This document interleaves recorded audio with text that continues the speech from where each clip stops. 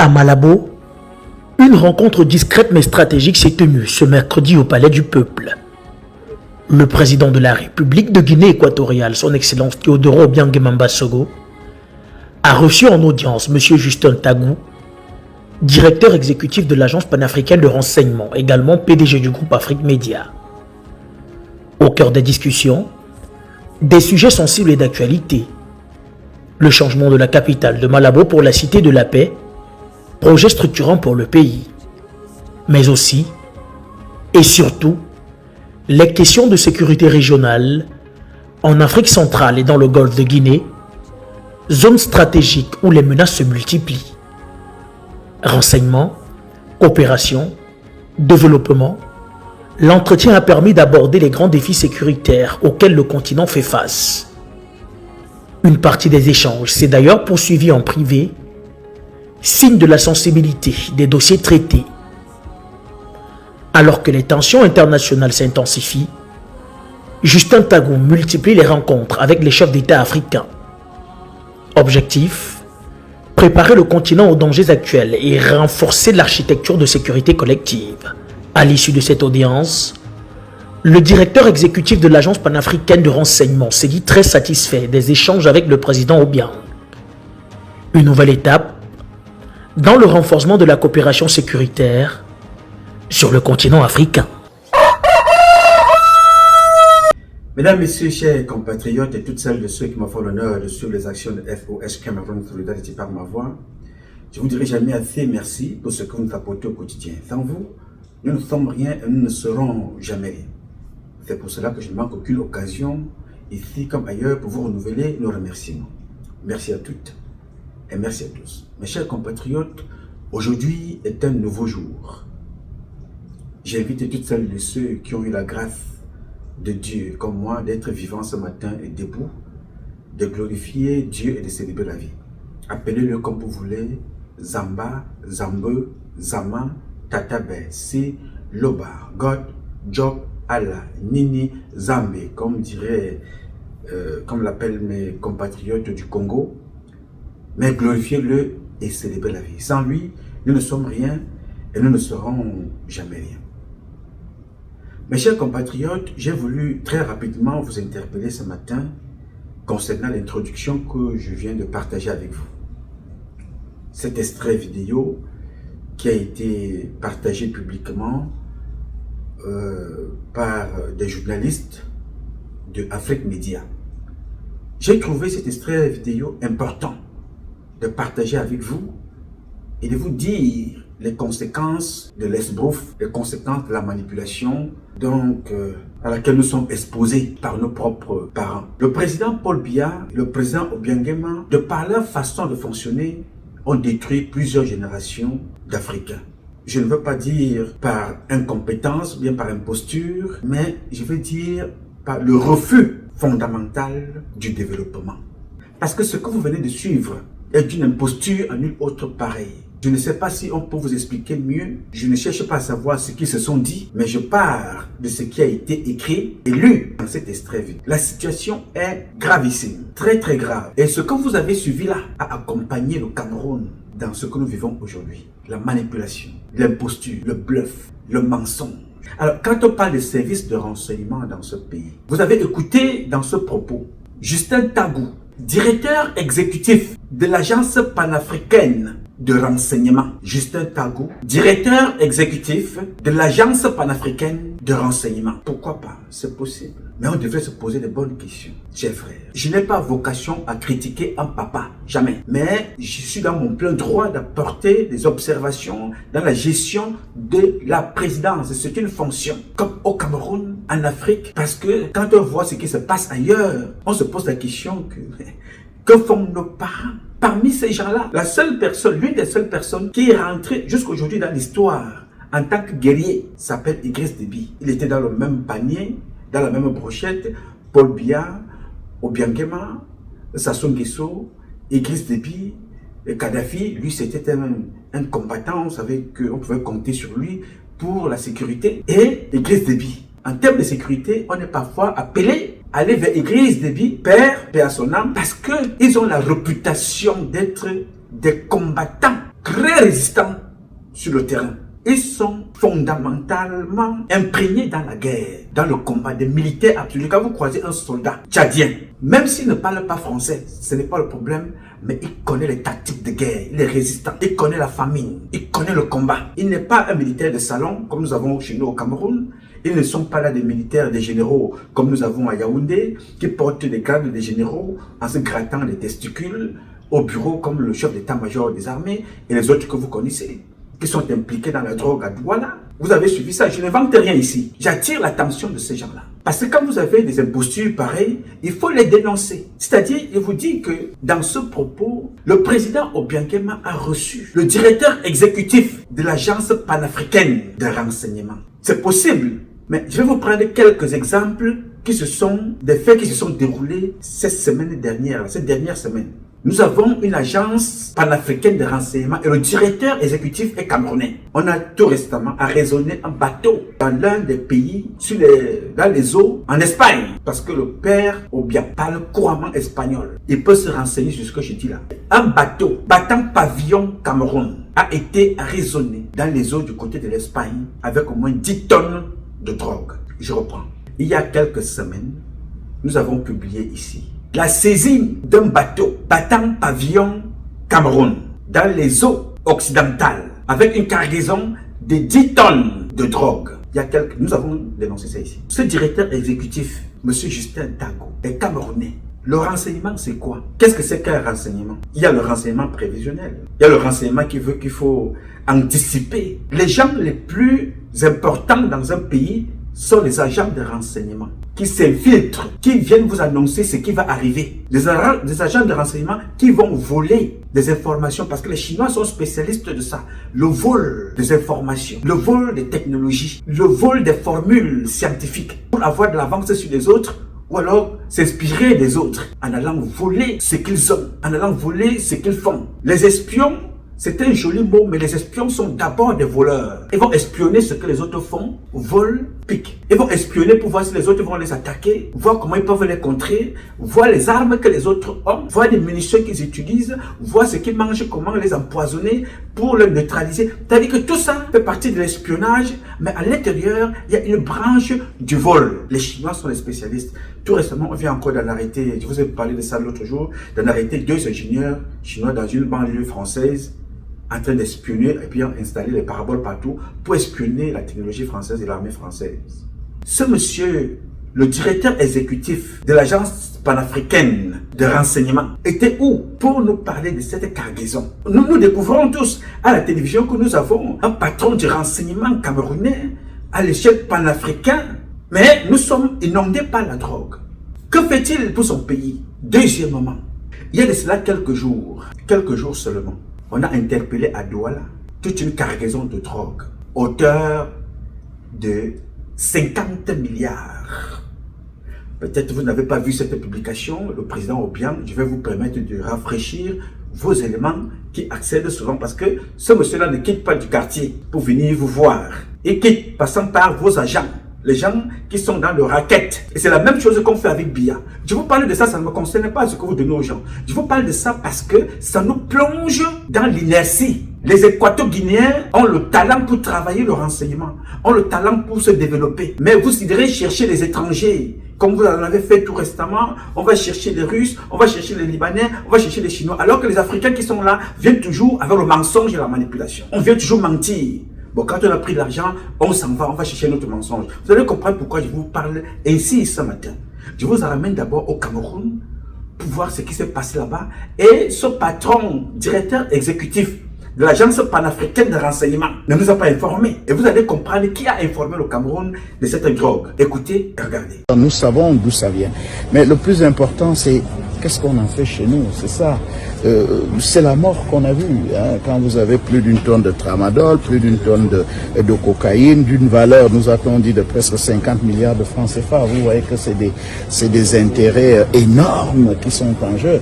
Et je pense que si, comme le souhaite le chef de l'État, si nous devons protéger la jeunesse, quelque chose devrait être fait. Et à mon avis, ce quelque chose devrait être une procédure qui fasse en sorte que, de façon collective, le suivi, parce qu'il faut déjà savoir pourquoi notre douane a pu saisir ça. Notre douane a pu saisir ces substances illicites grâce à des informations qui lui venaient des douanes françaises, ça peut être d'autres douanes, d'autres pays. Mais le plus important, c'est que nous avons une obligation en tant que douane du Cameroun de dire à ceux qui nous ont informés qu'est-ce qu'on a fait et quelle est la suite de la procédure. Encore faut-il que nous sachions donc qu'est-ce qu'on a fait et quelle est la suite de la procédure. Si nous ne le savons pas, parce qu'à un moment où nous sommes écartés, vous comprenez que soit les gens ne vont même plus nous signaler, soit alors on va penser que nous sommes dans le trafic. C'est ça qui n'est pas bon.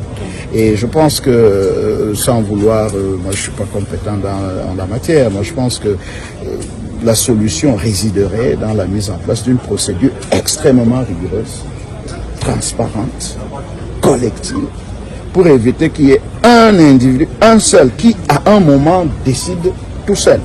Qu'est-ce qu'on fait de cette drogue, est-ce que c'est de la drogue ou non, et puis que ce soit fait. Parce qu'après, on n'a plus d'informations. Mais le plus important, c'est je voudrais encore une fois féliciter mes collaborateurs de la douane, et ça me permet encore une fois de dire, et je vous ai devant moi, de dire que on a toujours de la douane, tout ce qu'on sait de la douane, c'est son rôle fiscal.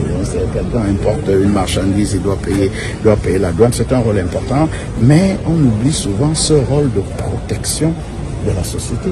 Vous ne pouvez pas, on peut tous deviner les ravages qu'aurait causé cette cargaison qu'on a vue aujourd'hui sur notre jeunesse. Je tiens d'ailleurs à dire que la saisie est une saisie qui a été faite pendant des élections présidentielles. Est-ce que c'était pas aussi de la drogue pour que certains consomment et qu'ils fassent des casses qu'on a vus? Je n'en sais rien. Mais ce que je veux dire, c'est que nous avons un rôle, nous à la douane, nous avons un rôle de protection de la société, protection des consommateurs, protection des entreprises et donc protection de l'économie. Bien.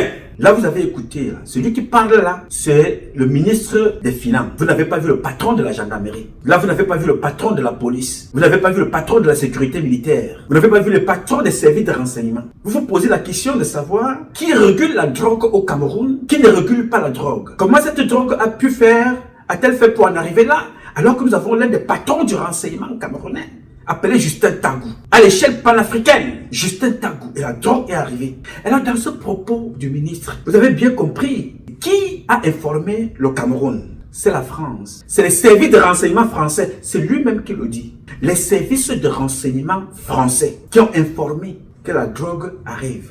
Cette drogue-là n'est pas venue à vélo. Ou elle n'était pas portée par des fourmis. Elle est venue par avion. Une drogue pratiquement près de 50 milliards. Et à l'intérieur de cette drogue, attention, ce que je vous dis là va surprendre plus d'un. Les notes des renseignements parlent des fils du président qui sont impliqués dans cette drogue. Quand on parle du fils du président de façon directe ou indirecte au Cameroun, on a parlé de Franck Biya. Bon, en matière de drogue, nous connaissons son passif. On nous a aussi parlé d'une façon directe ou indirecte de Yves Michel Fosso dans cette affaire.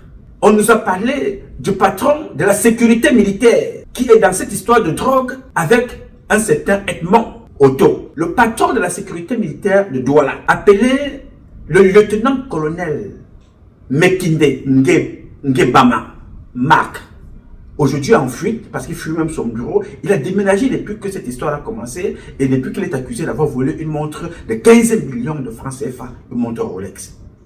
Et je vous parle là des patrons du renseignement camerounais qui sont reçus en grande pompe par le président Obiang. Dans leur propre pays, ils n'arrivent pas à sécuriser leur propre pays, mais ils se présentent comme étant des patrons du renseignement en Guinée équatoriale. C'est possible qu'ils soient patrons du renseignement. Mais je vais seulement rappeler une chose que vous avez oubliée, que cette imposture des Camerounais a ramené un autre aujourd'hui en prison. Il s'appelle Jean-Pierre Amourou Belinga. C'était le même travail. Exactement le même. Là, sa posture, sa casquette d'homme de médias, Afrique Média vient en deuxième position, mais la casquette la plus vendue aujourd'hui, c'est directeur exécutif de l'agence panafricaine de renseignement. Mais en passant, il est aussi le patron du groupe Afrique Média. L'autre qui est en prison était exactement pareil. Le patron du groupe Anecdote, télévision Vision 4. Souvenez-vous, l'affaire de l'assassinat de Martinez Zogo. Justin Danwin, toujours un autre Justin aussi, Justin Danwin, lieutenant-colonel ou colonel ou whatever, qui est impliqué dans cette affaire, dit dans ses déclarations. Il donnait des renseignements à Amogo Belinga dans ce qui se passait à la sous-région. Amogo Belinga avait la même fonction, le même métier. Les vendeurs de mensonges et de manipulation. Des manipulateurs à l'état brut. Des trafiqueurs d'influence. Il prenait des informations, il les malaxait à sa sauce, il allait les vendre en Centrafrique, il allait en Guinée équatoriale raconter sa vie. Je parle de la Guinée équatoriale en deuxième position parce que c'est lors d'un problème, c'est eux-mêmes qui le disent, hein, d'un mauvais partage d'argent sortant de la Guinée équatoriale que l'un des patrons du renseignement, au même titre que Justin Tagou, à la personne d'Amogo Belinga, s'était brouillé avec le véritable patron du renseignement Cameroun, appelé Mbarga Ngele, le ministre de la police. Vous voulez le déléguer de la police au Cameroun. Le partage a été mal fait, d'après ce qu'il dit. Il est passé à Amogo Belinga pendant plusieurs minutes dans sa télévision pour accuser le patron de la police, Mbarga Ngele. Le partage a été mal fait. C'est pour ça que Mbarga Ngele n'est pas content. Vous comprenez ce que je suis en train de vous dire ici. Quand des personnes sérieuses veulent travailler avec le père Obiang, regarde ce qui l'entoure, ce qui le fréquente et ce qu'il a déjà subi. Et ce n'est pas la première fois que les imposteurs comme ça partent, provoquent même parfois des tentatives de coup d'État.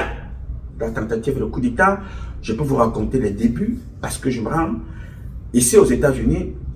J'avais été contacté pour participer à un coup pareil en Guinée équatoriale. Et j'en avais discuté avec l'ambassadeur de l'époque. Il s'appelait Antonio. Il avait les pieds arqués comme ça, avec notamment un pied arqué. Un monsieur très gentil, très sympathique. J'en avais parlé avec lui. Et je lui ai dit, le coup d'État, quelque chose arrive dans ton pays. Ça se prépare. Voici les canaux, voici les canaux, voici les canaux. Voici les gens qui sont à la base. Les gens ne peuvent pas quitter d'un point A pour atteindre un point F sans passer par le point B, C, D, E, qui sont des postes de garde de Cameroun. Donc ils ne peuvent pas traverser tout ça pour se retrouver là-bas sans l'intervention des Camerounais. Avant que ça n'arrive, j'avais eu cette réunion-là avec l'ambassadeur de l'époque dans son bureau. Pour la petite anecdote, il va se rappeler de cette conversation. Quand j'arrive dans son bureau, je trouve qu'il y avait un album photo. Un album photo.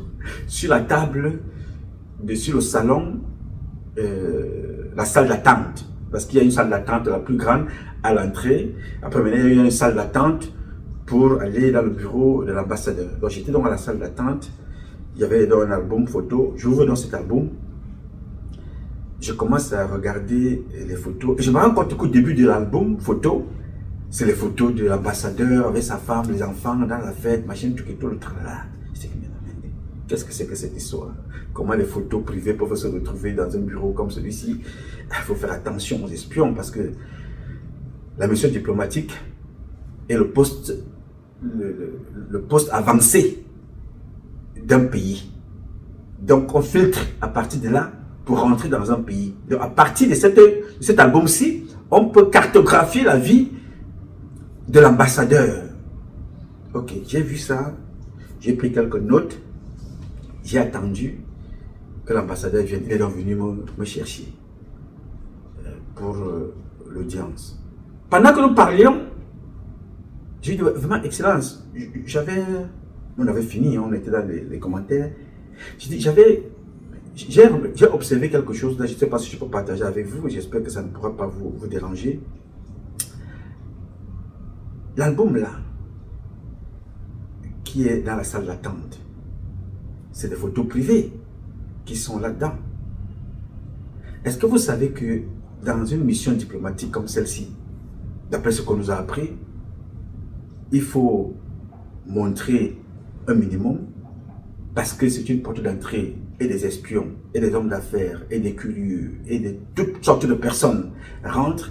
Donc la vie privée doit d'abord être protégée. De deux, la première page là, c'est la photo du président, peut-être avec un message.